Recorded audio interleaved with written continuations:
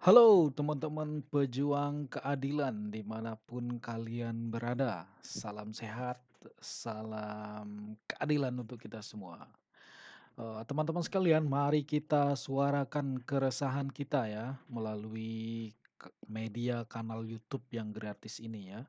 Kita suarakan keresahan kita terkait kondisi-kondisi hukum, kondisi sosial masyarakat yang ada di Indonesia, terutama ini ya, kondisi hukum kita ini patut kita suarakan karena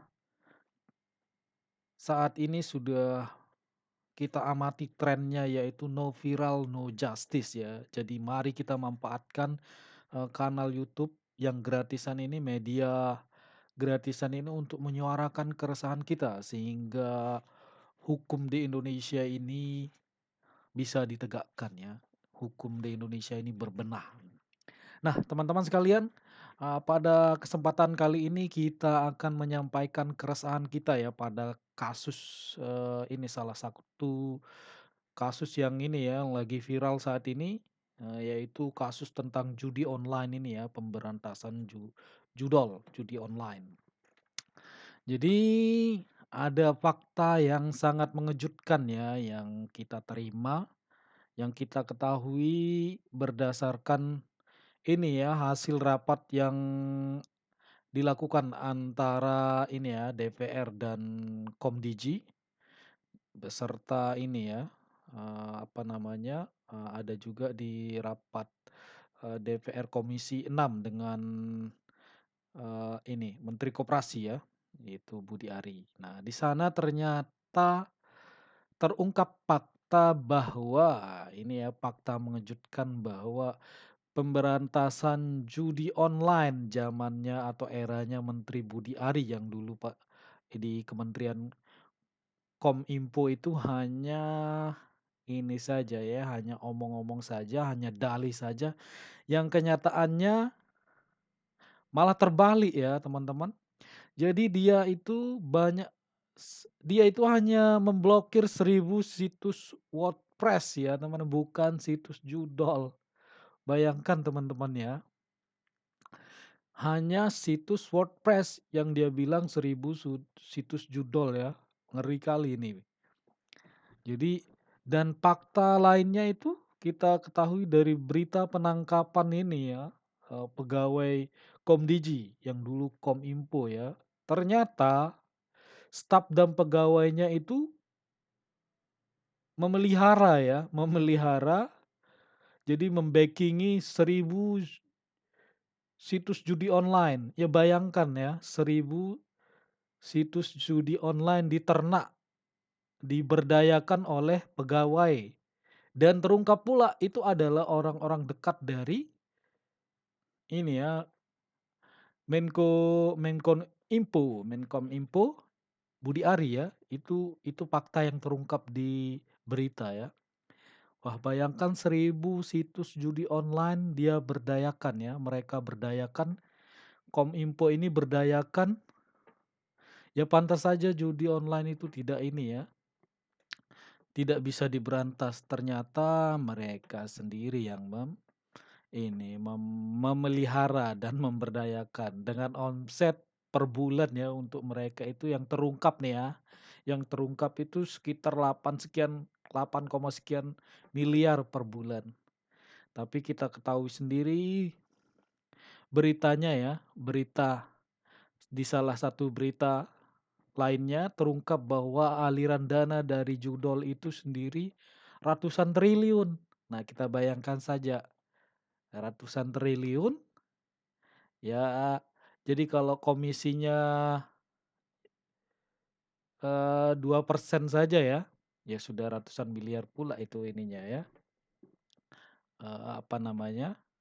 Komisi yang mengalir ke ini ya, Kominfo. Tapi yang terungkap hanya 8, sekian persen. Ya, tapi kita percaya saja itu. Yang jelas kenyataannya adalah pegawai dan orang dekat terungkap ya, orang dekat Menkominfo Budi Ari pada waktu itu memelihara 1.000 situs judi online dengan mendapatkan komisi ya. Waduh, bayangkan ini ya. Jadi judol ini ya pantesan mendarah daging ya. Jadi semua lini sekarang ini kita ketahui bahwa semua lini sudah, tersentuh judol ya. Hampir semua institusi ya, baik negeri maupun swasta itu pegawainya itu main judol.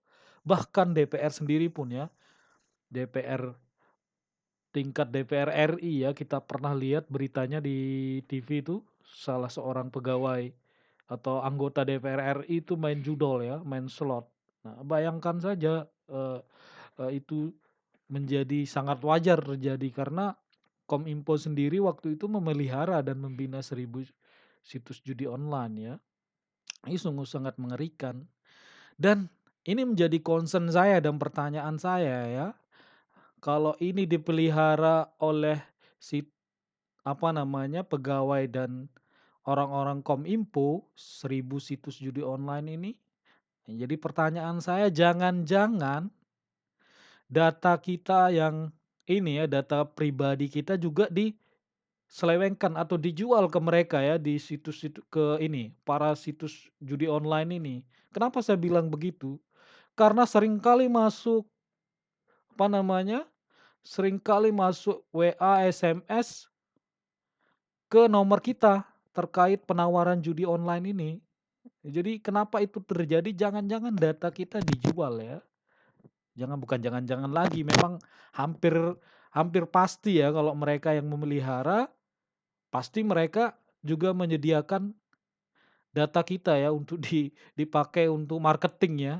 Karena apa? Kominfo ini kan memelihara apa namanya, menjadi benteng ya, menjadi pusat data yang mengelola data penduduk Indonesia, di mana data lengkap kita berikut nomor HP-nya ada di sana ya. Jadi tidak heran, apa namanya, promosi situs judi online tuh masuk ke HP kita. Jangan-jangan mereka memfasilitasi ya, menjual data nomor kita untuk dipakai oleh para situs judi online ini untuk promosi. Itu pertanyaan saya, concern saya ya. Dan ini harus kita viralkan supaya diusut ya. Jadi diusut efeknya, sangat besar efeknya ini kalau memang benar dan kalau, apa namanya, kalau ini apa namanya, benar terjadi ya, apa ya, pegawai Kominfo ini memberikan data kita, nomor-nomor telepon kita kepada para situs judi online ini ya. Jadi sungguh sangat parah ya. Jadi itu dia keresahan kita teman-teman untuk video kali ini. Mari kita viralkan, semoga diusut ini ya alirannya, diusut terus sampai ke akar-akarnya. Jadi tidak hanya pegawai kroco-kroco ini yang ditangkap, melainkan siapa yang mengendalikan ya, mengendalikan di Digi ini, yang dulu Kominfo ya. Karena apa? Sangat mustahil pegawai ini bergerak sendiri ya tanpa ada instruksi dari ininya apa, atasannya ya.